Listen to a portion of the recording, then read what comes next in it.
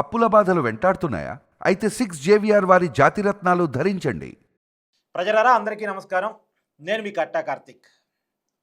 దాదాపు 30,000 మందిని చంపి 80,000 మంది కిడ్నీలు, లివర్లు పోవటానికి కారణమైనటువంటి ఆంధ్రప్రదేశ్ సారా స్కామ్. అందరూ మద్యం స్కామ్ అని రాస్తున్నారు. కానీ నేను సారా స్కామ్ అని చెప్పేసి అంటున్నాను. దీన్ని ప్రజల్లోకి తీసుకెళ్ళడం మంచిదని నేను అనుకుంటున్నాను. దయచేసి మీరు కూడా ఆంధ్రప్రదేశ్ సారా స్కామ్ అనే పొందుపరచండి. ఎందుకంటే జగన్మోహన్ రెడ్డి గారి పాలనలో అమ్మినటువంటి బ్రాండ్లు అత్యంత నీచమైనటువంటి బ్రాండ్లు, ఏమాత్రం క్వాలిటీ లేనటువంటి బ్రాండ్లు అని చాలామంది చెప్తూ ఉంటారు.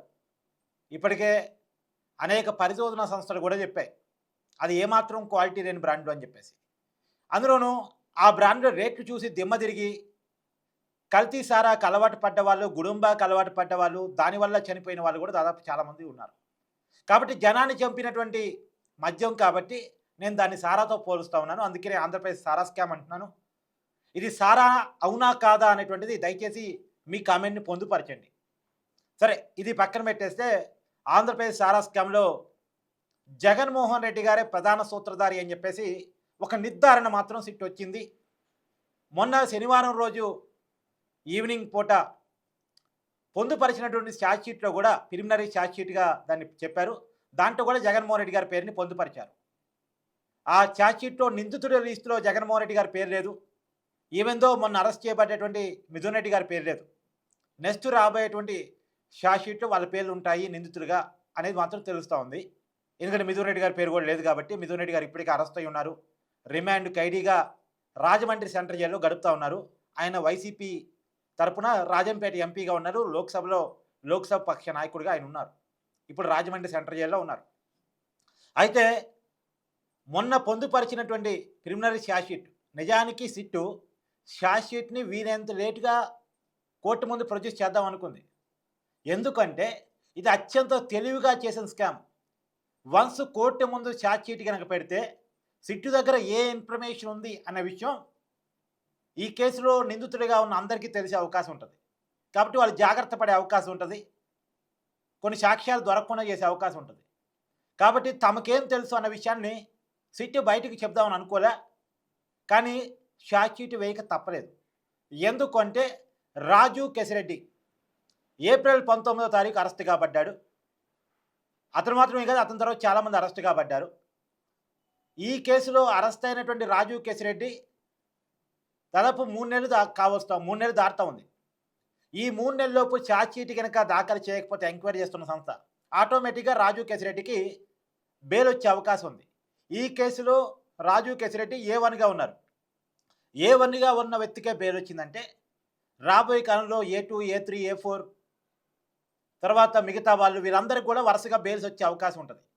కాబట్టి రాజు కేసిరెడ్డికి బెయిల్ రాకుండా ఉండాలి అన్నా, ఈ కేసులో నిందితులు జైల్లోనే గడపాలన్నా, కేసు ఎంక్వైరీ ముందుకు కావాలన్నా ఛార్జ్షీట్ వేయక తప్పని పరిస్థితి. ఛార్జ్షీట్ వేయకపోవటం వల్లే వాళ్ళకి బెయిల్ వచ్చింది. సిట్టి ఎక్కడో లొంగిపోయింది, ప్రభుత్వం ఎక్కడో లొంగిపోయింది, జగన్మోహన్ రెడ్డి గారితో చేతులు కలిపేసింది, లేదు పెద్దిరెడ్డి రామచంద్రారెడ్డి గారితో చేతులు కలిపేసింది. అందుకని మిథున్ రెడ్డికి కూడా వెంటనే బెయిల్ వచ్చే అవకాశం కనపడతా ఉంది. ఇవన్నీ కూడా చాలామంది విమర్శలు గుప్పిస్తారు. మొన్న మిథున్ రెడ్డి అరెస్ట్ అయ్యే రోజు కూడా అరెస్ట్ అవుతాడని నేను చెప్పినప్పటికి కూడా అరెస్ట్ అవుతాడో లేదో, పెద్దిరెడ్డిని అరెస్ట్ చేయలేదు కదా, మిథున్ రెడ్డి మాత్రం అరెస్ట్ చేస్తారా, పెద్దిరెడ్డి గారికి చంద్రబాబు నాయుడు గారికి ఎక్కడో ఒప్పందం కుదిరింది, ఇలా రకరకాల వార్తలు వడ్డీ వారించేశారు. ఎందుకంటే టీడీపీ ప్రభావిత మీడియా పర్సన్స్కి, అంటే టీడీపీకి ఫేవర్గా ఉండేటువంటి మీడియా పర్సన్స్ వీడియోలు చేసే వాళ్ళకి, అలాంటి టీడీపీ జర్నలిస్టులకి, టీడీపీ మీడియాకి మిథున్ రెడ్డి వెంటనే అరెస్ట్ కావాలని, జగన్మోహన్ రెడ్డి వెంటనే అరెస్ట్ కావాలని ఉంటుంది. వాళ్ళ కోరిక మేరకు సిట్ అరెస్ట్ చేయదు. ఎంక్వైరీ సాగుతున్న క్రమంలో వచ్చే ఆధారాల ఆధారంగా, ఒక స్ట్రాటజీ ఆధారంగా అరెస్టులు చేరుకుంటూ పోతుంటుంది. ఇప్పుడు టీడీపీ కార్యకర్తలు కోరుకోగానే జగన్మోహన్ రెడ్డిని అరెస్ట్ చేయరు. అట్టా అడావుడిగా అరెస్ట్ చేస్తే కేసు వీగిపోద్ది. ఎప్పుడు ఏ సమయంలో ఎలా చేయాలో సిట్ అధికారులకి బాగా తెలుసు. రెండోది, సరే జగన్మోహన్ రెడ్డి గారి పేరు ఎక్కడ వచ్చింది అనేది కూడా నేను క్లియర్గా మొన్న ఛార్జ్షీట్లో చెప్తాను. 131 పేజీ, మొత్తం 305 పేజీల ఛార్జ్షీట్లో పేజీ నెంబర్ 131, అది పబ్లిక్లో కూడా ఛార్జ్షీట్ ఉంది కాబట్టి చూడండి. పేజీ నెంబర్ 131లో జగన్మోహన్ రెడ్డి గారి పేరు ప్రస్తావనకు వచ్చింది. రాజు కసిరెడ్డి ఈ మద్యం స్కామ్లో ముడుపులు వసూలు చేసి బాలాజీ గోవిందప్ప, విజయసాయిరెడ్డి, మిథున్ రెడ్డికి పంపించేవాడు. వాళ్ళ ద్వారా జగన్మోహన్ రెడ్డి గారికి వెళ్ళాయి అనేది 131 పేజీలో సిట్ పొందుపరిచింది. తర్వాత 298వ పేజీలో కూడా బాలాజీ గోవిందప్ప ద్వారా రాజు కసిరెడ్డి ముడుపుని జగన్మోహన్ రెడ్డి గారి చేరవేయటంలో కీలకంగా వ్యవహరించాడు అనేటువంటి విషయాన్ని కూడా పొందుపరిచింది. ముడుపులు వసూలు చేసే బాధ్యత రాజు కసిరెడ్డిది, దాన్ని కలెక్ట్ చేసుకునే బాధ్యత విజయసాయిరెడ్డి, మిథున్ రెడ్డి, బాలాజీ గోవిందప్పది. దాని ద్వారా జగన్మోహన్ రెడ్డి గారికి పంపించే బాధ్యత వీళ్ళు తీసుకుంటారు. జగన్మోహన్ రెడ్డి గారి తరపున ఇప్పటికైతే ఈ ఛార్జ్షీట్లో పొందుపరచలేదు, కానీ వచ్చే ఛార్జ్షీట్లో పొందుపరిచే అవకాశం ఉంది. జగన్మోహన్ రెడ్డి గారి తరపున పొలిటికల్ సెక్రటరీగా ఉన్నటువంటి ఐఏఎస్ కనిపైన ధనంజయ రెడ్డి గారు, వైఎస్ కృష్ణమోహన్ రెడ్డి గారు తీసుకునే అవకాశం ఉంది అనేటువంటి వార్తలు సర్క్యులేట్ అవుతూ ఉన్నాయి. వాళ్ళ పేరు ఆ రకం రావచ్చు అనేటువంటి. మొత్తంగా జగన్మోహన్ రెడ్డి గారి ప్యాలెస్కే 90% వెళ్ళేటువంటి అవకాశం కనపడతా ఉంది. అయితే డైరెక్ట్గా ముడుపులు జగన్మోహన్ రెడ్డి గారి చేతితో తీసుకోడు కాబట్టి జగన్మోహన్ రెడ్డి గారు ఈ కేసులో ఉంటాడా, నిందితుడిగా ఉండడా అనేటువంటి అనుమానం కూడా చాలామందిలో ఉంది. ఎందుకంటే జగన్మోహన్ రెడ్డి గారు డైరెక్ట్గా ఆయన అకౌంట్లో వేయించుకోడు, ఆయన చేతితో ముట్టుకోడు. ఆయన మాటలతో అన్నీ జరిగిపోతూ ఉంటాయి. కలెక్ట్ చేసేది ఆయన కాదు, డిస్ప్యూట్ చేసేది ఆయన కాదు, ఇన్వెస్ట్ చేసేది ఆయన కాదు, ఇన్వెస్ట్కి భద్రతా దారిగా ఉండేది ఆయన కాదు. కాకపోతే ఆయనే చెప్తూ ఉంటాడు, మొత్తం గైడ్ చేస్తూ ఉంటాడు. ఇప్పుడు డైరెక్ట్గా నిందితుడు కాదు కాబట్టి, దొంగ సొమ్మని చేత్తో ముట్టుకోలేదు కాబట్టి, అకౌంట్లు వేయించుకోలేదు కాబట్టి జగన్మోహన్ రెడ్డి గారు నిందితుడిగా ఉంటాడా, ఉండడా అంటే ఉండే అవకాశం ఉంది. ఎందుకంటే ఈ మొత్తం పాలసీ మేకర్ ముఖ్యమంత్రిగా ఉన్నటువంటి జగన్మోహన్ రెడ్డి గారే కాబట్టి, జగన్మోహన్ రెడ్డి గారు చెప్పిన మేరకే ఇదంతా జరుగుతుంది కాబట్టి. ఈ కేసులో ఇద్దరు ఇప్పటికీ అప్రూవర్గా మారారు. ఆంధ్రప్రదేశ్ బెవరేషన్ కార్పొరేషన్ చైర్మన్గా వైసీపీ హయాంలో పనిచేసిన వాసుదేవరెడ్డి కానీ, తర్వాత ఇంకొక అధికారి కూడా ఇప్పటికీ అప్రూవర్గా మారారు. విజయసాయిరెడ్డి కూడా కొంత ఇన్ఫ్లుయెన్స్ ఇస్తున్నాడు, కొంత దాస్తున్నాడు. మరి ఆయన ఉద్దేశం ఏంటి అనేటువంటిది కీలకంగా తెలియదు. అంటే ఈ కేసు తేలాలి, కానీ జగన్మోహన్ రెడ్డి గారికి అంటకుండా మిగతా వాళ్ళతో ఈ క్లోజ్ కావాలని ఏమన్నా విజయసాయిరెడ్డి ఆలోచిస్తున్నాడా తెలియదు. కానీ ఇప్పటికే ఇద్దరైతే చాలా కీలకంగా అప్రూవర్గా మారారు, వాసుదేవరెడ్డితో సహా. కాబట్టి వాళ్ళ చెప్పిన అంశాల ఆధారంగా సాక్ష్యాలు సేకరణ చేస్తున్నారు. ఇప్పటికే అనేక సీసీ కెమెరా ఫుటేజులు సేకరించారు. నిన్న కూడా చాలా కీలకమైనటువంటి ఆధారాలని కోర్టు ముందు ప్రొడ్యూస్ చేశారు. 305 పేజీలతోటి ఛార్జ్షీటు, దానికి అనుబంధ ఛార్జ్షీట్లు కూడా, అంటే ఒక్కో దానికి అనుబంధ షీట్లు కూడా పెడతారు ఆధారాల కింద. తర్వాత రేపు రాబోయే కాలంలో కూడా ఇంకా ఛార్జ్షీట్ వేసేది ఉందని కూడా చెప్పారు.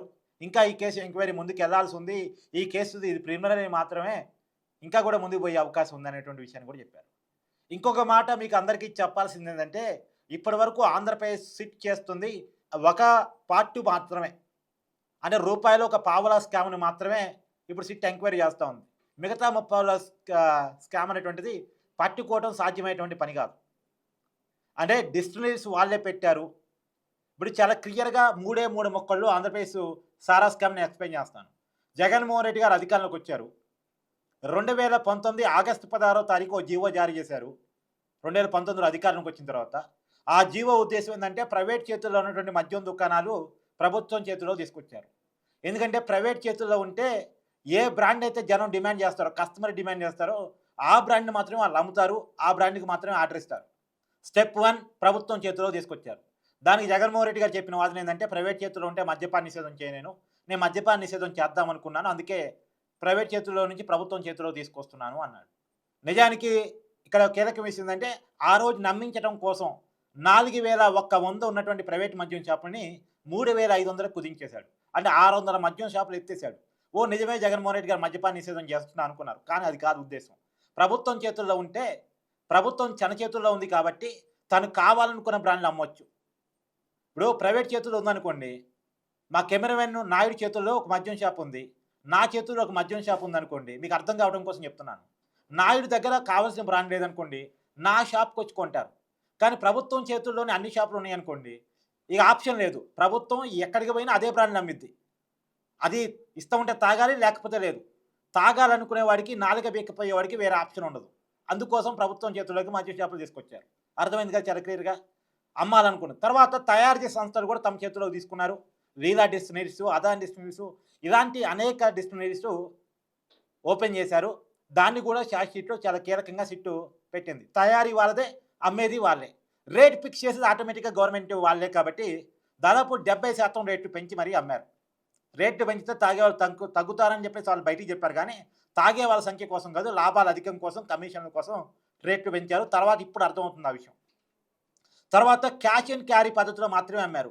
ఎందుకంటే గవర్నమెంట్ చేతిలోకి ఫోన్‌పేలు, గూగుల్ పేలు చేస్తే డైరెక్ట్‌గా గవర్నమెంట్ అకౌంట్‌లోకి డబ్బులు పోతాయి. ఒక్కసారి గవర్నమెంట్ అకౌంట్‌లోకి డబ్బులు పోయాయంటే విత్‌డ్రా చేస్తే బయట తెలిసిపోయిద్ది. విత్‌డ్రా చేస్తే ఇప్పుడు కేసు కనిపెట్టడం చాలా ఈజీ అయిద్ది. అదే డబ్బు రూపంలో డబ్బులు వసూలు చేశారనుకోండి, ఏ చేత్తో ఏ రూపాయి పంపించారో అర్థం కాదు. కాబట్టి అందుకని క్యాష్ అండ్ క్యారీ పద్ధతిలో వైసీపీ మద్యం నడిపింది. నిజానికి కరోనా టైంలో మీకు గుర్తుంది, మొత్తం డిజిటల్ లావాదేవీలు మాత్రమే. ఎందుకంటే క్యాష్ దొరకట్లేదు ఆ రోజుల్లో. మోడీ గారు కేంద్ర ప్రభుత్వం చాలా క్లియర్‌గా రాష్ట్ర ప్రభుత్వాలకు ఇన్‌స్ట్రక్షన్స్ ఇచ్చింది. డిజిటల్ పేమెంట్స్ ఎంకరేజ్ చేయండి అని చెప్పింది. ఫోన్‌పేలు, గూగుల్ పేలు, పేటీఎంలు బాగా హైలైట్ అయిన రోజులవి. కానీ ఆ రోజుల్లో కూడా రూ. 5, రూ. 10 కాఫీ షాపుల దగ్గర కూడా ఫోన్‌పేలు, గూగుల్ పేలు ఉండే రోజుల్లో కూడా ఆంధ్రప్రదేశ్‌లో మద్యం వందల కొద్ది రూపాయలు పెట్టి కొనుక్కునే మద్యాన్ని క్యాష్ అండ్ క్యారీ పద్ధతిలో అమ్మారు. ఈ 3 చాలు ఆంధ్రప్రదేశ్‌లో సారా స్కామ్ జరిగిందని చెప్పడానికి. ఈ 3 చాలు. సో, చాలా క్లియర్‌గా ప్రజల కళ్ళ ముందే ప్రజల ప్రాణాలను పోగొడుతూ స్పిరిట్ తాగినట్టు ఉండేటువంటి ఆ మద్యాన్ని ఆంధ్రప్రదేశ్ మద్యం షాపుల్లో అమ్మేసి పెద్ద ఎత్తున ప్రజల ప్రాణాలు కొల్లగొడుతూ ఇంకోవైపు వాళ్ళ జేబులు మాత్రం నింపుకుంటూ చేసినటువంటి అత్యంత దుర్మార్గమైన స్కాము. ఈ దేశంలో ఇంత పెద్ద స్కామ్ ఇంకెప్పుడు జరగదు, జరగబోదు జరిగినటువంటి స్కామ్ అది.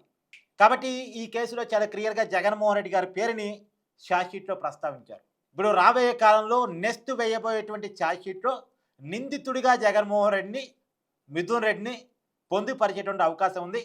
ఇప్పటి వరకు మిథున్ రెడ్డి గారి రిమాండ్ రిపోర్ట్ మేరకు మిథున్ రెడ్డే ఈ మొత్తం కిన్ఫిన్ అనే పాలసీ మేకింగ్ నుంచి డబ్బులు వసూలు జగన్మోహన్ రెడ్డి గారి చర్చ క్రమం మొత్తం కూడా మిథున్ రెడ్డి గారి కనుసన్నల్లోనే జరిగింది అనేటువంటిది ఇప్పటి వరకు అఫీషియల్‌గా సిట్టు రిమాండ్ రిపోర్టు ఛార్జ్‌షీటు ఆధారంగా చెప్పదలుచుకున్నటువంటి ఓపెన్ స్టేట్మెంట్.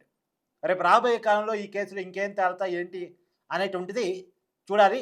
మీకున్న డౌట్స్ కూడా మీరు ఖచ్చితంగా కామెంట్ చేసే ప్రయత్నం చేయండి. మీకున్న అభిప్రాయాన్ని కూడా కామెంట్ చేసేటువంటి ప్రయత్నం చేయండి.